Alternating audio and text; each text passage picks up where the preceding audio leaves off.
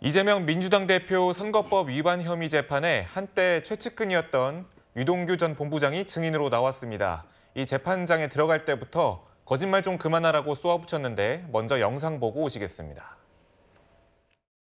오늘 유동규 씨와 첫 법정 대면인데요. 입장 있으신가요?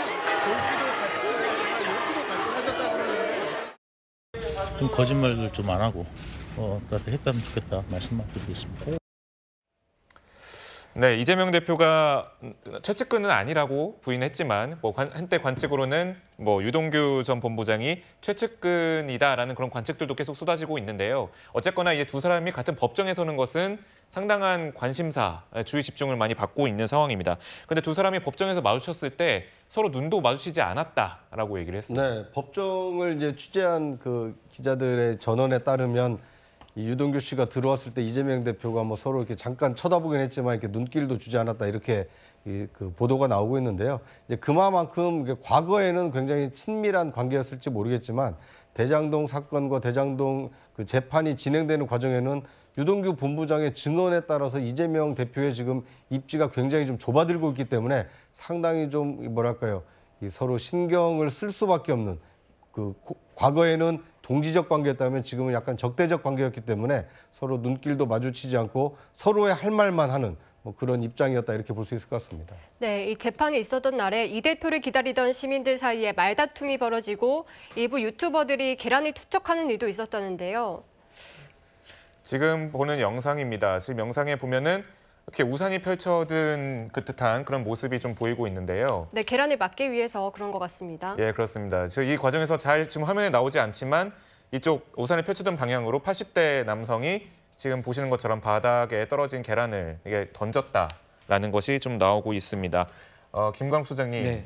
이 상황에 대해서 좀 어떻게 좀 보시는지요? 그러니까 자신의 어떤 정치적 견해는 다 자유롭게 가질 수 있어요. 하지만 저거는 정치적 테러입니다. 그러니까 물리적으로 달걀이니까 괜찮다? 그렇지 않습니다. 저기에서 총으로 갈 수도 있는 것이고 그 어떤 경우건 물리적인 어떤 수단을 쓰는 것은 마땅치 않고 적절하지 않다는 말씀 드리고 싶고요. 이런 어떤 갈등적 상황이 계속해서 한국 정치에 이어지는 한 이 한국 정치 발전이 없다. 그래서 보다 더 좀 인내심을 갖고 양측이 다 이렇게 좀 지켜볼 필요가 있는 것 같고요. 아까 유동규 씨가 이제 처음으로 이재명 대표와 만난다. 그래서 사람들이 굉장히 관심이 모아졌잖아요. 그런데 뭔가 좀 도발적인 행위 또는 언사가 있을 것으로 예상을 했는데 그런 것들은 별로 없었던 것 같아요. 특히 자신을 최측근이 아니라고 부정을 해서 입장을 선회했다 이렇게 표현을 했는데 그렇다 그러면 정면으로 마주쳤을 때 뭔가 문제제기를 한다든가 저는 이런 사람 아니지 않습니까라고 얘기를 해야 될 텐데 그런 것들이 없었던 것. 그리고 그 과정에서 뭔가 확실하게 이재명 대표가 벗어날 수 없는, 왜냐하면 가까이 있었기 때문에 그런 것들을 많이 가졌을 거라고 국민들은 믿고 있는데 그런 것에 대한 제시가 없었다는 것도 하나의 특징이다 이렇게 생각합니다. 네, 법정에선 이재명 대표는 패키지 여행 갔다고 다 친하냐면서 고 김문기 전 성남도시개발공사 개발 1처장을 모른다는 주장을 이어갔습니다. 이 논란이 된 호주 출장 동행 사진을 패키지 여행에 비유한 건데요. 변호사님, 적절한 비유라고 보십니까? 한마디로 이제 그 패키지 여행이 아니고 패밀리 여행이죠. 패밀리.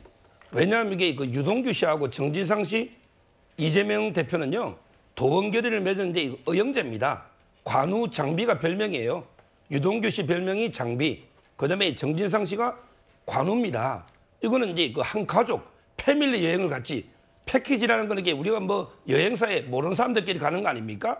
이게 말이 안 되고 특히 그때요. 그때 그 여행 갈 때 아마 이제 그 공식 명분은 트램 교통 시찰인데 실제는 이게 놀러 간다. 쉬러 가니까 좀 이게 사람을 바꾼 거예요. 원래는 이게 이모 씨 2처장이 가기로 했는데 그 사람 빼고 김문기 씨가 편하고 오히려 이제 잘 아니까 김문기 씨로 이게 바꿔치기 한 게 이재명 그때 시장입니다. 그래서 이제 그 가서 골프도 2인승 있잖아요. 카트도 이게 둘이서 타고 그다음에 요트도 수행비서 김모 씨하고 3명이 요트를 탄 거예요. 이걸 이게 모른다? 기억이 안 난다? 저는 이게 도저히 납득할 수가 없는 이런 이제 그 상황이고 만약에 저는 16번 갔다고 하잖아요. 근데 이재명 시장이 16번 외국 갔는데 과연 이게 그중에 요트 탄 게 몇 번인지 골프 친 게 몇 번인지를 밝히라는 거예요. 제가 알기로 이게 요트 타는 거 평생에 한두 번 드뭅니다. 저는 평생 한 번밖에 못 타봤어요. 네. 근데 골프도 출장 가서 치는 게 흔한 일이 아니에요.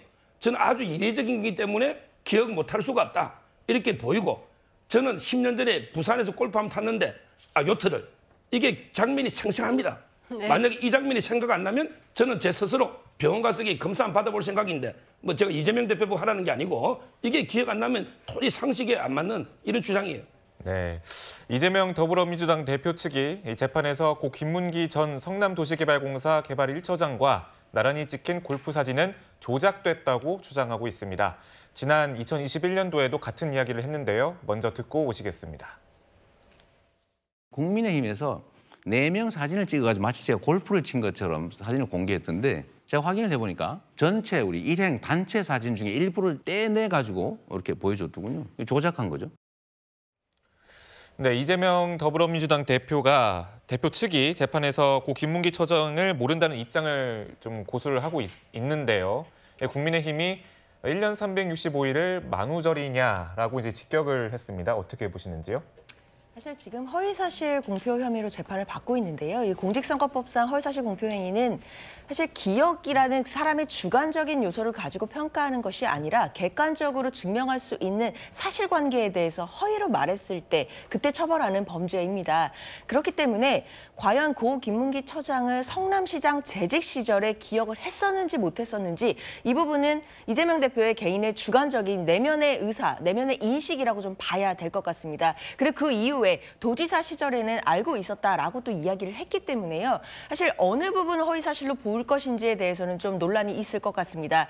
특히 호주 출장이라든지 뭐 골프라든지 사실 호주 출장 갔던 사실을 부인한 사실은 없거든요. 갔던 것도 맞지만 근데 문제는 고 김문기 처장이 당시 호주 출장을 갔던 그분이었다는 것을 인식하거나 매칭하지 못했다라는 취지입니다. 인터뷰 당시에 성남시장 재직 시절에 고 김문기 처장을 알았느냐라는 질문에 대해서 시장 재직 시절에는 몰랐다라는 것이고 출장 갔었던 것은 기억할 수 있겠지만 당시에 고 김문기 처장이 그곳에 있었고 근거리에 있었다라는 부분을 당시 인터뷰할 당시에는 인식하지 못했다라고 한다면 주관적인 부분이기 때문에 이 부분을 과연 허위사실 공표죄로 처벌할 수 있을지 재판부도 고민이 깊을 것으로 생각이 듭니다. 네, 이 대장동 재판에 출석했던 유동규 전 본부장도 고 김문기 처장을 몰랐다는 이 대표에 대해 거짓말 좀 그만하라고 직격탄을 날리기도 했었는데요. 이 유 전 본부장은 이 대표와 김문기 처장의 친분을 계속 주장해 왔었습니다. 그 모습 먼저 보고 오시죠. 2인 카드 2대 빌려서 하나는 제가 쓰고 하나는 이재명 지사를 보좌하기 위해서 김문기가 직접 몰면서 해줬고요. 보통 이제 한국에 같이 캐디가 없으니까 직접 찾아야 됩니다. 그런 거 과정들을 갖다가 하면서도 김 팀장 거기 있어? 이런 거 다 얘기했었고 그런데 눈도 안 맞았다는 도저히 납득할 수 없는 상식적으로도 없는 말씀하시는 것 같은데.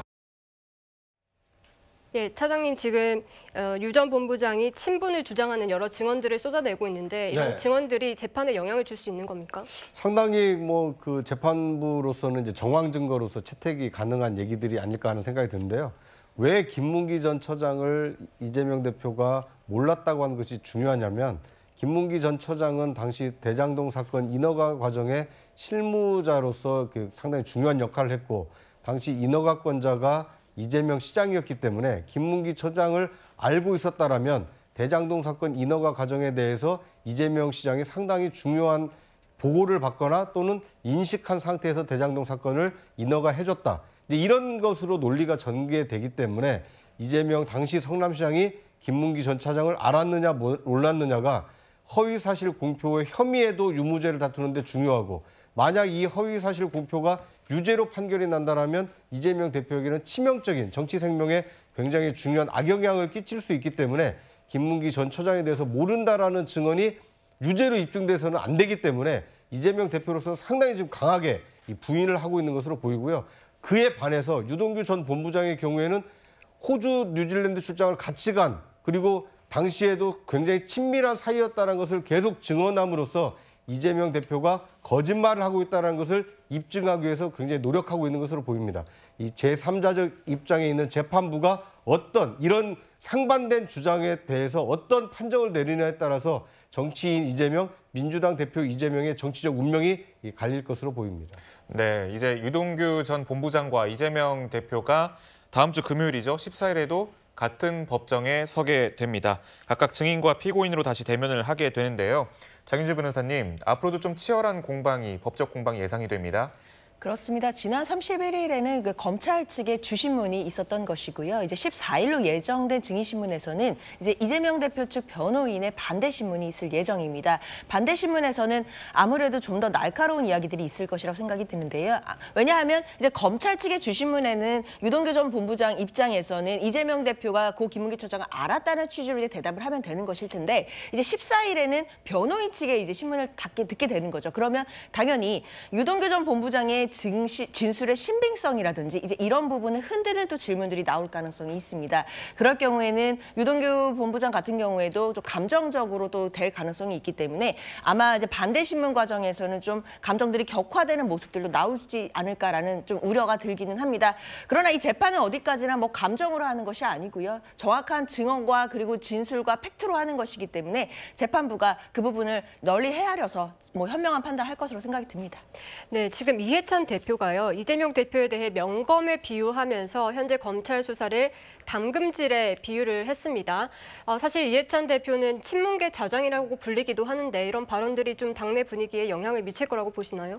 그렇죠. 아무래도 이번에 인사 쇄신을 했잖아요. 네. 당직 개편을 해가지고 반명파, 비명파 뭐 이렇게 좀 많이 이렇게 포용하는 그런 모습들을 보였고 마침 뭐 이해찬 전 대표 같은 경우는 일종의 이제 상징적인 그런 인물이기 때문에 그런 인물이 당금질을 하는 상황이다. 즉 위로의 어떤 말 속에서 또 다른 미래를 또 생각하게 하는 즉 미래에는 어떤 기회가 또 올 수 있는 인물이 이재명이다라는 메시지가 그 안에 깔려 있는 거거든요. 그러니까 이재명을 중심으로 해서 좀 협력하고 당의 어떤 진로를 이끌어 나가기를 바란다는 그런 메시지로 들립니다. 네, 지금 현재 이재명 대표는 단일 대우를 좀 강조를 하고 있는 상황인데 이번에는 민주당 당원들이 직무정지 소송까지 제기를 했다고요? 예. 아마 근데 그 이해찬 전 대표요. 이분은 이제 최측근이 이화영 부지사. 그래서 이제 옛날부터 그 이재명 시장을 이렇게 지지했었거든요. 그러니까 이제 그 희망 섞인 관측으로 뭐 당금질 거치하게 명금이 된다 이러고 있는데 제가 보기에 법적으로 냉정하게 보면요. 법적으로 이제 그 이재명 대표가 기소된 게 범죄가요. 죄수를 보면 이게 9개입니다. 예를 들어 이제 성남 FC가 두산 네이버 차병원 풀원유래 이게 4개 범죄입니다. 그다음에 그 대장동은 이해충돌방지법 배임 2개고요. 그다음에 선거법이 김문기 씨 몰랐다 백현동 2개고. 그다음에 위례부패방지법 9개입니다. 근데 우리나라 이게 그 평균 무죄율이 통계가 작년에 한 3% 돼요. 한 개 검찰이 기소한 게 무죄 나오는 게 3%예요. 그럼 이게 9개를 다 무죄 받아야 돼요. 한 개라도 유죄가 되면 징역 FC는 이게 10년 이상입니다. 1억이 넘은 뇌물은 10년 이상이에요. 선거법 하나가 100만 원 넘어도 모든 게 다 제한됩니다. 자, 그럼 이게 9개를 다 무죄 받을 확률은 10만 분의 19입니다. 10만 분의 19. 그리고 앞으로 이게 남은 또 쌍방울, 백현동, 정자동, 2402호 카드 엄청나게 많이 남았잖아요. 저는 당금질로 이게 명금이 된다기보다는 결국은 이게 그 사법 리스크, 재판부의 유죄로 저는 정치판에서 완전히 예를 들어 이게 그 선거 피선거권이 제한되잖아요. 유죄가 되면 이런 식으로 이게 정치판에서 퇴출될 가능성이 확률적으로는 훨씬 높지. 다시 이게 명금이 돼가지고 뭐 지도자 대통령이 된다? 이거는 이게 확률적으로는 어렵다. 이래 봅니다. 네, 이 대표를 둘러싼 사법 리스크가 아직 남아있는 상황에서 일단 민주당 당직 개편으로 계파 갈등을 잠시 숨고르기에 들어간 모양새입니다. 관련 발언 먼저 듣고 오시죠. 그러니까 이번에 이재명 당대표도 그 비명계를 중용하는 그런 당직 개편을 하지 않았습니까? 네. 그러니까 원내대표 선거라고 하는 게 다음에 새로운 지도부의 하나의 결절점이 될 텐데 당직 개편을 하신 이유는 지금과 같은 친명 일색의 단일 목소리 가지고는 안 되겠다. 네. 이제 민주당의 다양한 목소리들이 좀 들어와야 되겠다라고 하는 판단을 한 거고요. 네, 변호사님 사실 이원욱 의원 그 개딸로부터 공격을 받았던 경험도 있는데 이 차기 원내대표 선거 주자 중 한 명입니다. 이 원내대표 선거가 다시 파열음을 일으키는 그런 계기가 될 수 있다 이런 해석도 나오는데 어떻게 보십니까? 사실 뭐 당내 어떤 갈등이 지금은 조금 잠잠해진 상태이거든요. 물론 이제 수면 밑으로 가라앉은 상태인데 그렇다면 그 갈등의 불씨가 근본적으로 제거됐냐라고 한다면 사실 그 부분에 대해서는 많은 분들이 좀 의견을 달리하실 것 같습니다. 그만큼 갈등의 씨앗은 현재 남아 있는 상황이고 뭔가 계기가 있다라고 하면 또 폭증할 그럴 가능성이 충분히 존재합니다. 다만 원내대표 선거 같은 경우에는 지금까지는 뭐 친명계의 김두관 의원이 나오신다 뭐 이런 이야기가 있지만 적극적으로 어떤 적극적인 친명계에서 누군가를 뭐 원내대표 선거에 후보로 내보낸다거나 이런 움직임은 아직까지 보이지 않고 있습니다. 네. 그만큼 친명계에서는 좀 조심을 하고 있는 모습으로 봐야 될 것 같고요. 결국은 원내대표 선거에서 원내대표가 누가 되시던 간에 그분은 뭔가 좀 친명계의 색깔보다는 좀 비명계의 색깔 또 그리고 모두를 다 아우를 수 있는 그런 통합형 그런 대표가 나올 가능성이 높기 때문에요. 저는 오히려 원내대표 선거를 계기로 해서 지도부와 그리고 원내 지도부가 통합할 수 있는 그리고 하나로 함께 나아갈 수 있는 이런 또 발판을 마련해 줄 수도 있겠다라는 기대가 있습니다. 네, 이 대표와 관련된 민주당 당내 상황까지 짚어봤습니다.